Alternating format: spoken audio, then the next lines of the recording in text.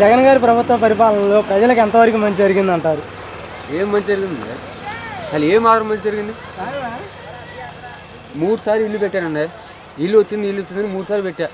3 సార్లు ఎటు పోయిందో. నువ్వు పేరు వచ్చింది చెప్తారు కానీ సచివాలయంలో ఆ సచివాలయం ఎటు పోయిందో 3 సార్లు 10 సార్లు తిరిగా ఇల్లు కోసం. ఒక్క ఇల్లు ఒక్కసారి కూడా రాలా. అంతకుముందు చూపించింది అంటే అంతకుముందు ఏదో ఒకటి. ఇప్పుడు నేను కష్ట అయితే నాకు కొంచెం బోధి పాట పోయి తింటున్నాను. 3 సార్లు పెడితే ఎక్కడక్కడ డబ్బులు అయిపోతున్నా కానీ ఆ ఇల్లు రాలా అంటున్నాను. అంతకుముందు వచ్చింది అంటున్నారు కానీ ఇప్పుడు అట్లా మళ్ళీ పెట్టుకుంటున్నారు. మళ్ళీ పెట్టాం, ఏ ఫలితం లేకుండా పోతున్నాను. అది ఒకసారి ఈ రోడ్డు సరిసిన అని చెప్పారు. ఈ రోడ్డు మా ఉత్తుగా మిషన్ పెట్టారు. మళ్ళీ ఆ గొత్తులో అది వదిలేశారు. ఏ మాత్రం ఇప్పుడు జగన్ ప్రభుత్వంలో మాకు ఇంత ఆయన గుర్చుగా ఒక రూపాయి వచ్చినట్టు లేదండి.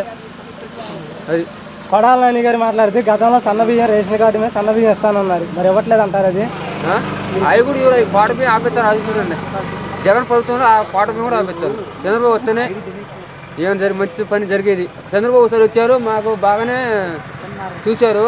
ఈ జగన్ వచ్చి నుంచి చూద్దామంటే మంచి పని లేవు.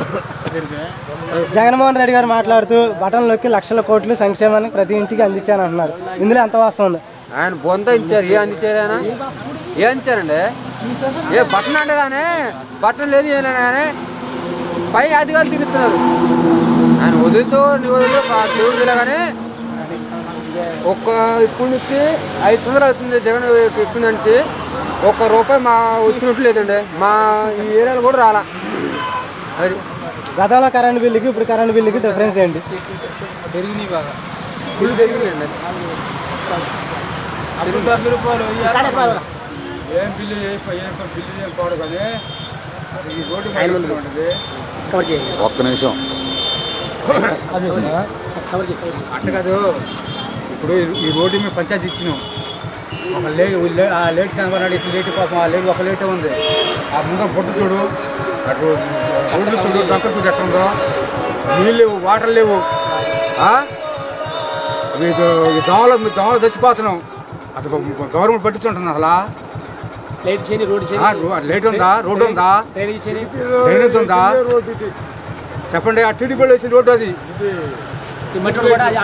వేసిన రోడ్డు కాదు. మట్టి అని తోడని చెప్పినావు. మట్టి తోళ్ళ ఏం తోళ్ళ ఇదిగో అని అన్నారు.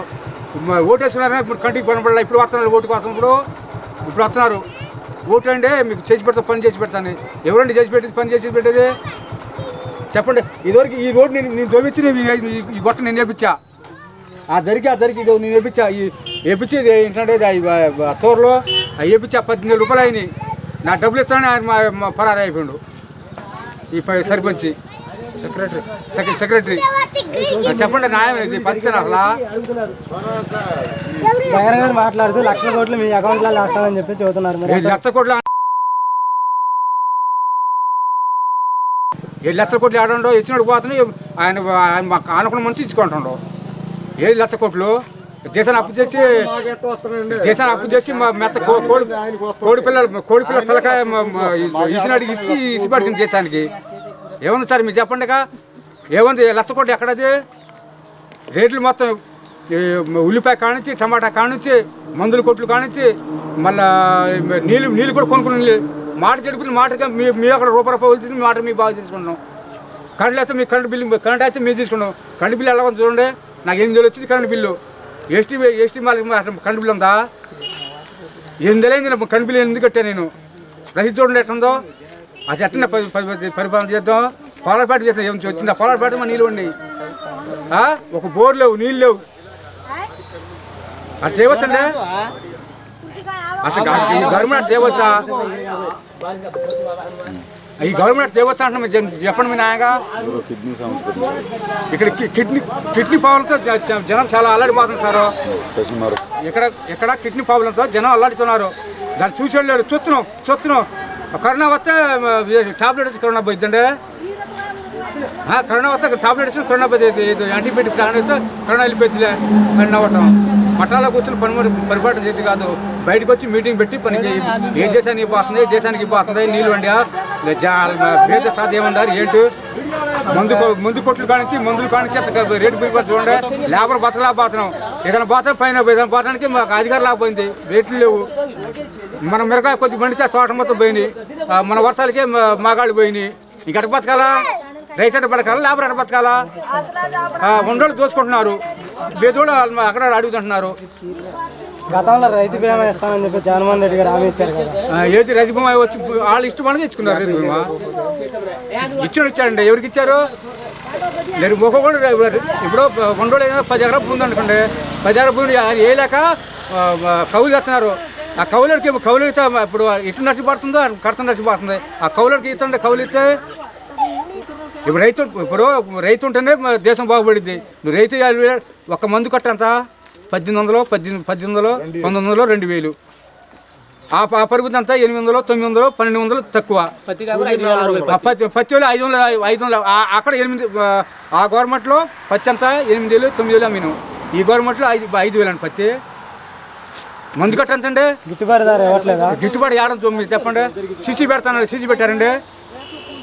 ఏదైనా చెప్తే ఇప్పుడు నాకు పక్కడికి విరోధం వచ్చిందండి, ఎవరికి చెప్పుకోవాలి మేము? నాకు పక్కన ఇల్లు వచ్చానుకో, మాకు ఏ మంత్రికి చెప్పాలి, ఏ నాయకుడికి చెప్పాలా?